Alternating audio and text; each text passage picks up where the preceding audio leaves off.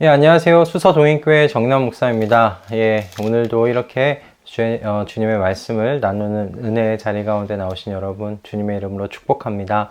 오늘도 하나님께서 오늘 우리에게 또 주실 합당한 말씀의 은혜를 준비해 놓고 계신 줄 믿습니다. 우리 함께 기도함으로 우리의 마음을 부드럽게 해달라고 주님의 말씀을 또 기다리는 그 소원을 가지고 우리 함께 기도함으로 주님의 말씀의 자리 가운데 함께 나아가도록 하겠습니다. 기도하겠습니다. 하나님, 오늘도 주님의 말씀에 은혜의 자리를 찾게 해주셔서 감사합니다. 이 발걸음을 주님의 말씀 앞으로 인도해 주시니 감사합니다.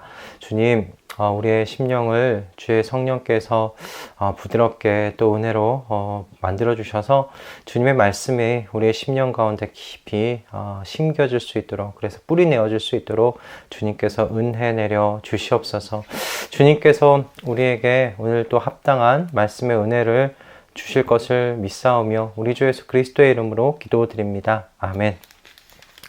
네, 오늘 우리에게 주시는 하나님의 말씀은요, 창세기 42장 18절에서 24절까지의 말씀입니다. 창세기 42장 18절에서 24절까지의 말씀입니다. 오늘 저희가 함께 나눌 말씀은 저희 42장 전체의 말씀을 함께 볼 것인데요. 오늘 읽을 본문은 18절에서 24절의 말씀입니다. 제가 봉독하도록 하겠습니다. 사흘 만에 요셉이 그들에게 말하였다. 나는 하나님을 두려워하오. 당신들은 이렇게 하시오. 그래야 살 수 있어. 당신들이 정직한 사람이면 당신들 형제 가운데서 한 사람만 여기에 갇혀 있고 나머지는 나가서 곡식을 가지고 돌아가서 집안 식구들이 허기를 면하도록 하시오. 그러나 당신들은 반드시 막내 아우를 나에게로 데리고 와야 하오. 그래야만 당신들의 말이 사실이라는 것을 증명할 수 있을 것이며 당신들이 죽음을 면할 것이오. 그들은 그렇게 하기로 하였다. 그들이 서로 말하였다. 그렇다. 아우의 일로 벌을 받는 것이 분명하다. 아우가 우리에게 살려달라고 애원할 때 그가 그렇게 괴로워하는 것을 보면서도 우리가 아우의 애원을 들어주지 않은 것 때문에 우리가 이제 이런 괴로움을 당하는구나. 르우벤이 그들에게 대답하였다. 그러기에 내가 그 아이에게 못할 짓을 하는 죄를 짓지 말자고 하지 않더냐. 그런데도 너희는 나의 말을 들은 채도 하지 않았다. 이제 우리가 그 아이의 핏값을 치르게 되었다. 그들은 요셉이 통역을 세우고 말하였으므로 자기들끼리 하는 말을 요셉이 알아듣는 줄은 전혀 알지 못하였다. 듣다 못한 요셉은 그들 앞에서 잠시 물러가서 울었다. 다시 돌아온 요셉은 그들과 말을 주고받다가 그들 가운데서 시므온을 끌어내어서 그들이 보는 앞에서 끈으로 묶었다. 아멘.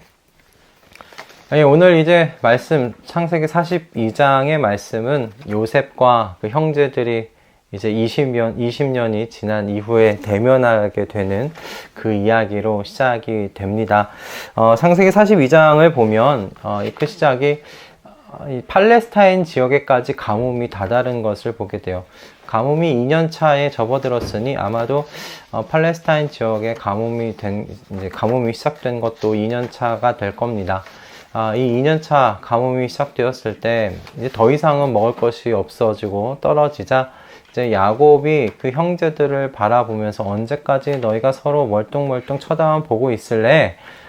이제 이집트에 가면 먹을 것이 있다는데 이집트에 가서 먹을 것을 갖고 와야 되지 않겠느냐? 우리가 이렇게 서로만 쳐다보면서 굶어 죽을 작정이냐? 그렇게 이제 형제들을 다그치는 야곱의 모습을 보게 됩니다. 야곱이 100세가 이때 넘었을 터인데 이렇게 리더십을 발휘하고 있는 것을 보게 돼요. 그런데 그것은 그만큼 20년 동안 이 세월이 흐르는 동안 이 형제들이 아무것도 나아진 것이 없다는 것을 또 반증하는 이야기이기도 하죠. 그에 반해서 요셉은 굉장히 큰 고난과 역경 속에서 그가 어떤 인물로 자라고 준비되었는지를 보게 됩니다. 그는 이집트의 총리가 되었고요. 이 가뭄 속에서 세상의 백성들의 그 생명을 구원하는 이 가뭄으로부터 구원해내는 정말 귀한 그 사역의 일을 감당하고 있는 요셉을 우리는 말씀 속에서 보게 됩니다. 그렇게 보면 이 고난과 이 역경이라는 것이 한 사람을 어떤 사람으로 만들어가는지 이렇게 생각해 보게 해주는 이야기인 듯 합니다. 이제 가뭄으로 인해서 야곱의 가족 가족들이 애굽을 향해서 이제 움직이기 시작하는 것이죠. 하나님께서 이 가뭄이란 또한 이 환경을 사용하십니다. 하나님 나라를 만들어가는 이 일에 지금 이 아브라함, 이삭, 야곱, 그리고 요셉에 이르기까지 이 가족의 이야기가 지금 담아지고 있어요. 창세기는 그런 의미에서 하나님 나라 백성 만드는 데 있어서 하나의 씨앗과 같은 그런 이야기를 담고 있습니다. 이제 우리가 이후에 출애굽기를 보게 될 텐데, 출애굽기에는 이 이집트로 들어가는 야곱의 가족이 70명이라고 창세기에서 말하고 끝내는데, 430년이 지난 이후에 출애굽하는 이스라엘 백성들, 이 야곱의 이 가족이 몇 명까지 늘어났는가? 장정만 60만입니다. 그 자녀와 그리고 아내 그리고 부모님들까지 다 합하면 거의 약 200만에 가까운 대민족으로 성장한 것이 이제 출애굽기에 우리 기록되어 있는 것을 보게 돼요. 하나님께서 아브라함에게 하신 말씀, 아브라함과 이삭과 야곱에게 약속하셨던 그 자손에 대한 약속을 이렇게 430년이란 그 기간을 동안에 이행하시는 것을 우리는 이제 보게 돼요. 그리고 나서 이제 약속하신 땅으로 움직이며 나아가는 것이죠. 이집트가 그런 의미에서 하나님의 백성을 만들어 나아가는 인큐베이터로서의 역할을 훌륭하게 또 이렇게 했다는 것을 보게 됩니다. 그런데 하나님께서 이렇게 하나님의 백성으로 만들어 나아가실 계획을 갖고 계셨을 때 하나님께서 다루셔야 될 문제가 있었습니다. 그것이 무엇이냐면 죄에 대한 문제였어요. 오늘 이 42장의 내용을 전체적으로 다 보면 이 야곱의 가족이 가지고 있는 죄의 문제가 드러나고요. 그리고 형제들이 갖고 있었던 죄의 문제들이 드러나는 것을 보게 됩니다. 첫 번째로 드러나고 있는 것은 이 형제들이 요셉을 팔았다는 그 죄책감에서 20년 동안 헤어나오지 못하고 그것을 안고 살아갔다는 것을 보게 되는 거예요. 오늘 21절과 22절의 말씀입니다. 요셉이 지금 하나님께서는 요셉을 통하여서 이 형들 안에 가지고 있었던 드러나지 않았던 죄의 문제들, 이 죄책감들의 문제를 이렇게 드러내고 계시는 것을 보게 돼요. 형제들이 지난 세월 동안 동생의 애원에도 불구하고 팔아넘기고서 아버지를 속였다는 죄책감 속에서 살아왔다는 것이 오늘 본문 21절을 보면 드러납니다. 하나님께서는 그러니까 이 요셉을 통해서 형제들이 가지고 있는 바로 이 죄의 문제를 다루기 시작하신 거예요. 게다가 오늘 이 본문에 읽진 않았지만 뒤에 본문의 말씀을 보면 야곱 가족 안에 있는 또한 쓴뿌리가 외부로 드러납니다.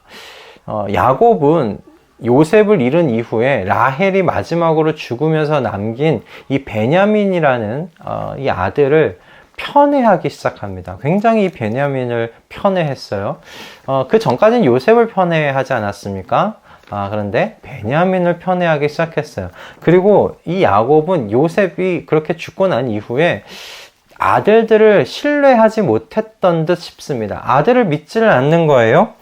그리고 그런 부분에 있어서 르우벤의 반응이 또한 섬뜩합니다.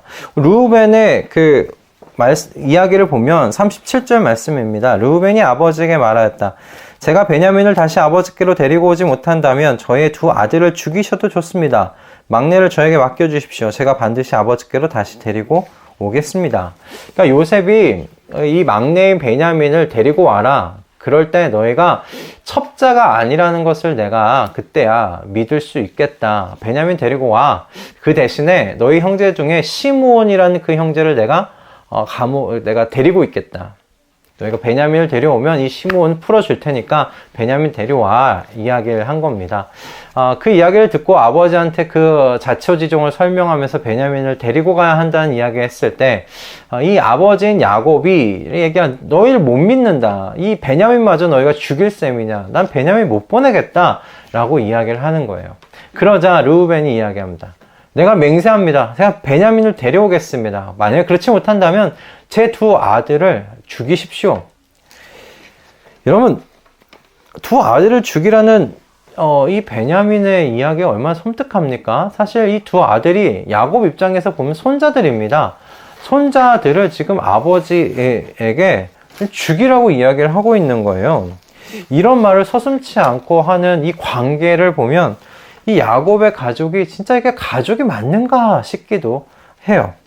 그러니까 창세기 42장은 형제들이 갖고 있었던 요셉을 팔고 난 이후에 가지고 있었던 그 죄의 문제들이 다 드러나고 있고요. 그리고 야곱 가족이 예전부터 품고 있었던 이 죄의 문제들, 편애하는 것, 서로를 아버지와 아들들이 서로 믿지 못한 이 불신의 문제들, 이것들이 지금 드러나지고 있는 겁니다. 이걸 지금 하나님께서 다루시겠다는 거예요.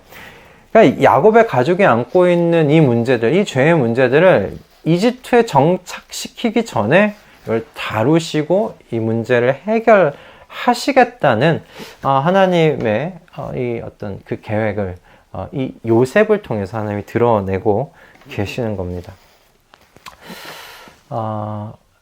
어떤 다음 스테이지로 넘어가기 전에 하나님께서는 이렇게 사람과 환경을 통해 하나님의 사람들의 죄의 문제를 다루시죠. 그런데 이 다루실 때 죄가 숨겨져 있는 채로, 이렇게 드러나져 있지 않은 채로 그냥 나도 모르게 하나님께서 다루시고 이것을 없애시는, 이것을 이렇게 제거해 가시는 것이 아니라 죄를 드러내세요. 죄를 드러내세요. 내 자신이 죄를 철저하게 바라볼 수 있도록 드러내시는 거예요. 이게 지금 다 숨겨져 있었던 것이 지금 표면적으로 드러난 거 아닙니까? 피하고 싶은, 그래서 이 죄의 모습을 피하고 싶은 그 시간을 거치게 하시는 듯 합니다. 내가 내 자신의 죄를 보는 것 얼마나 힘듭니까? 이 문제 드러나는 것, 보는 것 너무 힘듭니다. 피하고 싶은 순간입니다. 그러나 하나님께서 그 일을 하세요. 형제들이 어떻게든 기억하고 싶지 않았던 그 요셉을 판 기억들입니다. 그냥 그들은 암묵적으로 아무 말도 안 했을 거예요. 요셉에 대한 이야기를 서로에게 꺼내지 않았을 거예요. 그냥 가슴에 묻어준 채 그렇게 살았을 겁니다. 그런데 하나님께서 이 요셉을 판 과거를 끄집어내십니다. 야곱이 또한 베냐민을 편애하고 있었을 뿐만 아니라 이 요셉이라는 이 일들로 인해서 아들들을 그동안 신뢰하지 않고 있었던 그 문제가 지금 오늘 이 본문의 말씀을 통해 드러나고 있어요. 요셉으로 말미암아 드러나고 있는 거예요. 르우벤이 자신의 두 아들을 내놓겠다고 말할 정도로, 우리 아들을 그럼 죽이십시오 라고까지 말해야 할 정도로 야곱이 사실 이 아들들을 신뢰하지 못하고 있는 문제가 오늘 본문에 나오고 있는 거 아닙니까? 그러니까 어쩌면 이 야곱의 가족들은 그러니까 골물대로 골마 있어서 지금 수술받지 않으면 안 되는 그런 지경에까지 다다른 것이죠. 그래서 하나님께서 하나님의 자녀들의 이 죄의 문제를 다루시는, 이 죄의 문제가 다루어져야 다음 스테이지로 갈 수 있다, 이렇게 하시는 것이 아닌가 생각을 해 봅니다. 여러분, 죄의 문제를 다루시는 것, 여러분 죄를 하나님께서 미워하시는 것도 있지만 또한 자녀들을 사랑하시기 때문에 죄의 문제 다루시는 겁니다. 죄책감의 그늘 속에서 20년의 세월을 보내고 있었을 형제들을 한번 생각해 보세요. 그리고 그 형제들 사이에서 지냈던 그 하나님, 마음이 어떠셨겠습니까? 서로들 그렇게 암묵적으로 가슴에 꼭 눌러 앉고 아버지를 보면서 힘들어 했을 이 형제들의 모습입니다. 그걸 바라보시는 하나님 아버지의 마음도 편치 않으셨을 거예요. 야곱의 자녀들을 향한 편애와 그리고 남은 자녀들을 불신하는 그 모습을 볼 때 하나님 아버지의 마음이 사실 어떠셨겠어요. 그리고 그런 야곱의 편애와 이 불신 속에서 자라난 나머지 자녀들, 그들이 가졌을 아버지를 향한 상처가 어땠습니까? 어떠했겠습니까? 하나님께서 그들을 바라보는 또 마음이 또 어떠셨겠어요? 하나님 아버지의 마음도 분명히 아파하셨을 겁니다. 불편하셨을 겁니다. 하나님께서 이제 때가 되셔서 이 문제를 다루시는 거예요. 애굽에 정착하기 전에, 큰 민족으로 만드시기 전에 이 문제 해결하시겠다는 것이죠. 이 문제를 사랑의 마음으로 다루시는 하나님이십니다. 하나님의 백성들이 보여주고 있는 죄, 이 문제들을 하나님도 함께 지금 보고 계셨고 함께 겪으셨던 부분들입니다. 바로 옆에서 듣고 계셨고 그래서 같이 아파하셨습니다. 그러나 그렇게 아파하시는 것으로 끝내지 않고 이제 하나님께서 이 죄를 수면 위로 드러내시고 이걸 수술해 가십니다. 15년 동안 고난을 받으며 하나님께 벼려진, 날카롭게 벼려진 그 요셉이 하나님의 손에 잘 들리는 메스가 되어서 형제들과 가족들의 이 문제를 드러내고 이걸 치유해 가는 것, 다루어 가는 것을 보게 됩니다. 여러분, 하나님께서 우리 안에 있는 죄의 문제를 다루실 때 그거 마주하는 것 쉽지 않죠. 마음 아픕니다. 이걸 외면하고 싶습니다. 그냥 꼭 눌러준 채로 그냥 가다둔 채로 드러나지 않았으면 좋겠다 하면서 이렇게 지나가고 있을지도 모르겠어요. 그러나 그렇게 다루시는 하늘에 계신 우리 아버지의 마음 어떠하실지 여러분 생각해 보셨으면 좋겠습니다. 우리의 죄를 그렇게 끄집어내셔야 하는 것을, 그리고 그것을 결국 잘라내셔야 하는 아버지의 마음이 어떠실까 여러분 생각하시면서 하나님 아버지께서 함께 아파하신다, 같이 슬퍼하신다 생각해 보시면 좋겠습니다. 이것을 다루지 않으면 안 되게 다루시는 것 아니겠습니까? 하나님께서 죄의 문제를 다루실 때 하나님, 제가 부드러운 마음 되게 해주십시오, 그렇게 기도했으면 합니다. 부드러운 마음 되게 해주십시오. 그래서 다루어질 수 있게 해주십시오.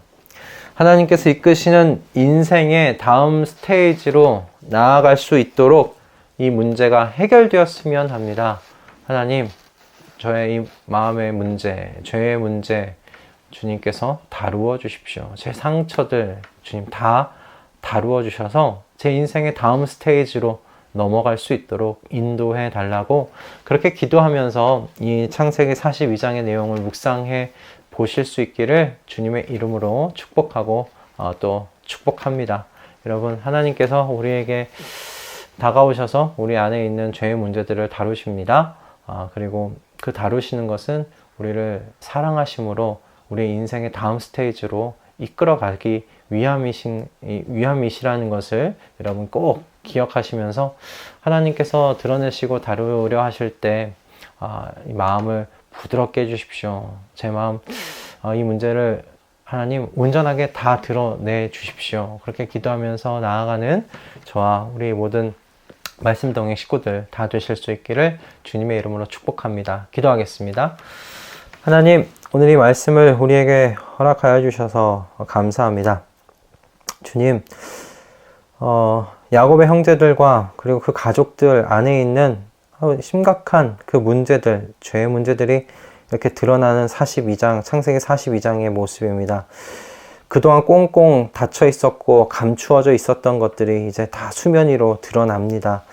주님, 그런데 이 모든 죄의 문제들이 다루어졌어야 이들이 하나님의 크신 민족으로 성장해 나아가는 귀하고 복된 영광의 다음 스테이지로 넘어갈 수 있었던 것이라 이 본문의 말씀이 우리에게 그렇게 이야기해 주고 있습니다. 주님, 우리도 우리 인생의 다음 스테이지로 넘어갈 때 주님께서 다루시려고 하시는 그 모든 것들, 그 죄의 문제들, 모든 상처들 주님께 온전히 내어드릴 수 있는 부드러운 마음으로 저희를 만들어 주시옵소서. 그렇게 주님의 영광으로 비껴지고 만들어져 다듬어져 주님의 사람으로 또다시 쓰여지는 다음 스테이지의 인생 살 수 있도록 주님 역사해 주시옵소서. 감사드리오며 우리 주 예수 그리스도의 이름으로 기도드립니다. 아멘. 할렐루야. 오늘 하나님께서 우리에게 참 어려운 말씀 허락하셨는데요. 이 말씀이 여러분의 삶 가운데 여러분의 인생을 또 만들어가는데 귀하고 복되게 사용되었으면 합니다. 42장 가운데 나와 있는 이 모든 얽히고 설킨 죄의 문제들이 다 수면 위로 드러나는데 이거 하나님께서 요셉을 통해서 하고 계시다라는 사실을 여러분 보시면서 42장 보셨으면 좋겠고요. 그리고 그 일을 우리의 인생 가운데서도 하나님께서 하고 계시는 줄 믿습니다. 하나님께서 우리를 다루실 때 하나님 저를 완전하게 다루어 주십시오. 완전히 새로운 사람으로 만들어가 주십시오. 그렇게 기도하면서 나아가는 우리 모두가 되었으면 좋겠습니다. 우리는 내일 또 하나님의 말씀으로 이 자리 가운데서 만나겠습니다. 여러분 오늘 하루 주님의 말씀 안에서 승리하시고요. 그리고 우리 내일 아침에 뵙겠습니다.